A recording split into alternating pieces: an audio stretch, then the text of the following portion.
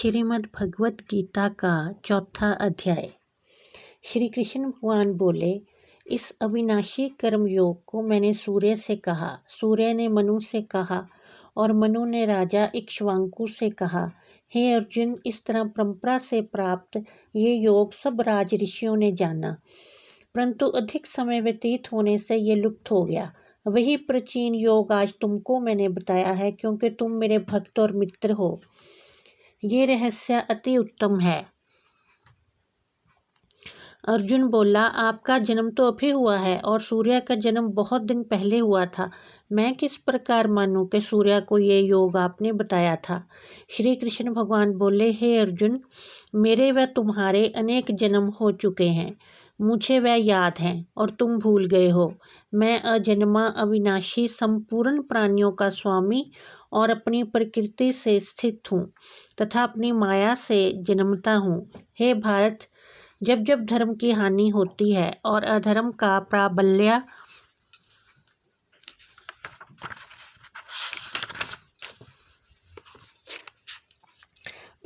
होता है, तब तब ही मैं जन्म लेता हूँ। साधुओं की रक्षा, पापियों का विनाश और धर्म की स्थापना करने के लिए प्रत्येक युग में मैं जन्मता हूँ। जो मेरे इस अलौकिक जन्म और कर्म का तत्व जानता है, वह मृत्यु होने पर फिर जन्म नहीं लेता और मुझ में उसको मैं उसी प्रकार का फल देता हूँ। जो मनुष्य लोक में कर्म सिद्ध की इच्छा करने वाले देवताओं का पूजन करते हैं, क्योंकि इस लोक में कर्म की सिद्धि शीघ्र होती है। मैंने चारों वर्णों की सृष्टि अपने अपने गुण और कर्म से की है। सृष्टि का कर्ता मैं ही हूँ, तथापि मुझे अकर्ता विनाशी जानो। कर्म मुझको वृद्ध नहीं कर सकते तथा कर्म फल से मेरी कामना नहीं है। इस प्रकार जो मुझको पहचानता है, कर्मों के बंधन में नहीं पड़ता। इसी प्रकार समझाकर प्राचीन मुमुक्षुओं ने भी कर्म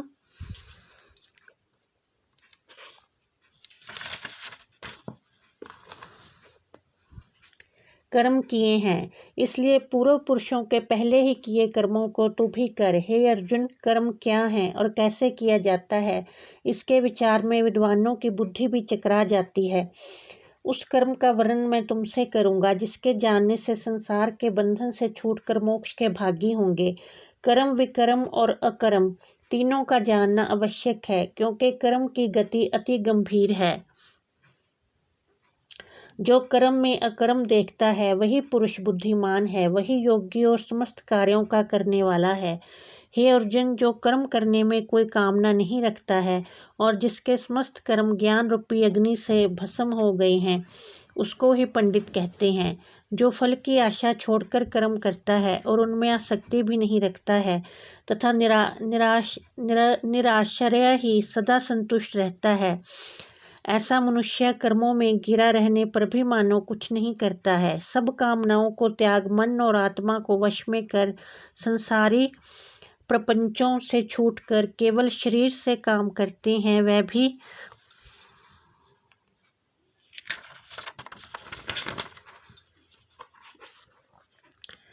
कर्म बंधनों से संतापित नहीं होते। देवयोग से जो कुछ मिल जाए, उसी में जो संतुष्ट रहता है, जो हर्ष, शोक आदि द्वंद्वों से मुक्त है तथा किसी से ईर्ष्या द्वेष नहीं करता, कर्म की सिद्धि या असिद्धि में भेद नहीं समझता, वह कर्म करता हुआ भी उससे नहीं बनता।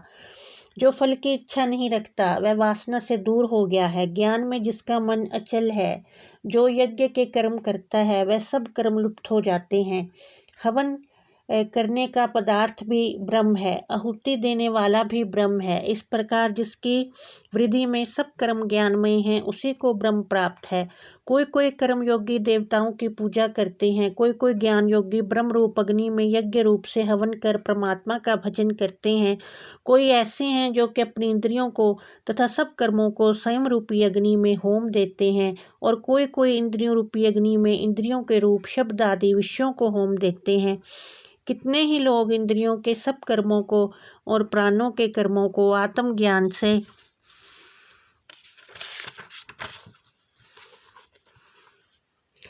प्रज्वलित आत्मा का स्वयं रूपी अग्नि में होम देते हैं। कोई जो द्रव्य यज्ञ करते हैं, कोई तप यज्ञ करते हैं, कोई योग यज्ञ, कोई स्वाध्याय और कोई ज्ञान रूपी यज्ञ करते हैं।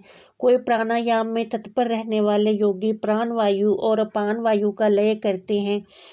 कोई आहार को निरंतर कम करते हुए प्राणों को होमते हैं। वह सब यज्ञ वेता हैं और यज्ञ से ही इनके सब पाप नाश हो जाते हैं। जो यज्ञ में बचे हुए अमृत रूपी अन्न को खाते हैं वह सनातन ब्रह्म को प्राप्त होते हैं। हे अर्जुन, जो यज्ञ नहीं करते उनको लोक परलोक दोनों में ही नहीं मिलते हैं। हे अर्जुन, जो यज्ञ नहीं करते उनको लोक परलोक दोनों ही नहीं मिलते हैं। हे पार्थ, फल सहित सब कर्म ज्ञान में ही समाप्त हो जाते हैं। उसी ज्ञान यज्ञ के तत्वदर्शी और ज्ञानी लोग तुमको उपदेश करेंगे, इसलिए तुम उनकी सेवा करना और विनय पूर्वक प्रश्न करके ज्ञान यज्ञ जानना। इस ज्ञान का लाभ प्राप्त करके तुमको ऐसा मोह फिर नहीं होगा।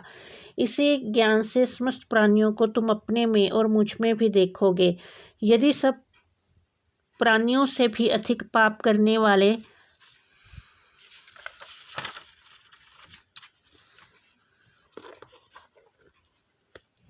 हो तो भी ज्ञान रूपी नौका से ही सब पाप रूपी समुद्र को पार कर जाओगे। हे अर्जुन, जिस प्रकार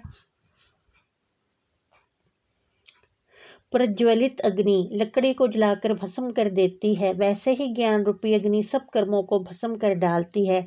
इस लोक में ज्ञान के समान पवित्र और कुछ भी नहीं है।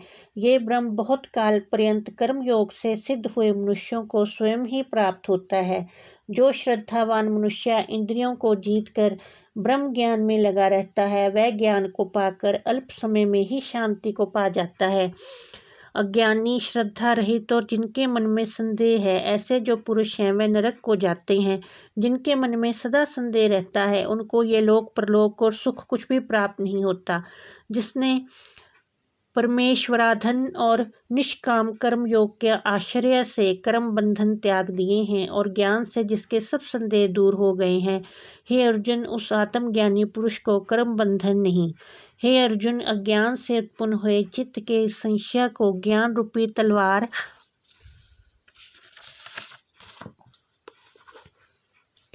से काटकर तुम मेरे बताए हुए कर्म योग को करने के लिए प्रस्तुत हो जाओ।